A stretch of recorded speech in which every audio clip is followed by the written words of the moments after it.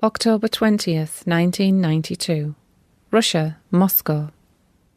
Vassula writes, Russia will honour you in her poverty. Perhaps unity will come through her, since you say she will be the one who will glorify you most. Weren't these your sighs of your sacerdotal prayer to the Father? The Lord speaks, Come, write. My peace I give you. I am the resurrection. And resurrection shall soon take place in my daughter Russia. Do not be judge of her sons and daughters, so that I will not be compelled to judge you. Were anyone perfect among you, you would still count for nothing in my perfection. Soon the glory will be given to me in its fullness, and Russia will govern the rest of my children in holiness. I, the Lord, am asking you for your prayers, your sacrifices, and expiations, so that all these things may lead my Russia near me. In her wretchedness, I will show my mercy. In her weakness, my power, and my authority in her nothingness. All that I am, and in her aridity I shall make rivers flow out of her. I shall uproot in her all that is not me, and in these empty spaces plant my graces in her. I shall plant seeds of love and peace. Russia, it is not long ago since you broke your alliance with me, burst your bonds, and said, I will not serve you.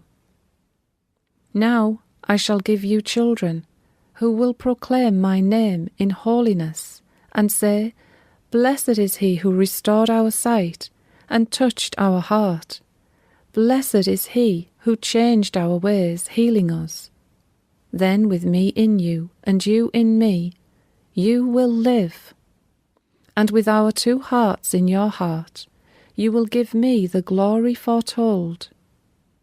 Vassula, my bride, for my sake, pray for the full conversion of Russia. I, the Lord, bless you, my child. Never forget that I am he who loves you most. My heart can be touched. Signed, Ich this, Jesus Christ, God's Son and Saviour. Vassula writes, Later on that evening, I was invited with a friend by a Russian Orthodox priest who works for unity to assist at a meeting on tradition. The lady president said that anyone who wants to speak from the audience will have 8 minutes. The Russian Orthodox priest asked the president on a piece of paper, which was passed on to her, whether I could speak to the crowd too. I presume she knew who I was, because she sent a note back saying no. The priest again wrote a second note, sent it to her, and her reply was once more negative. It was becoming a matter now for the angels to intervene. I called my angel and asked him to gather the other angels who surrounded me, to go and speak to her angel and make her change her mind. Just then, I felt Jesus intervening, as though he was asking me, What are you doing? I am sending my angels.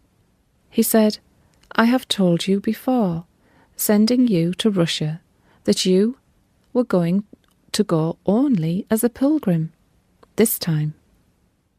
I suddenly remembered.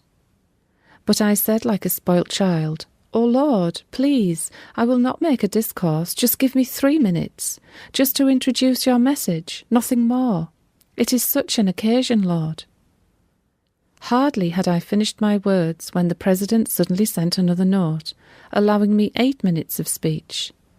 But the good Lord, nevertheless, gave me 10 whole minutes.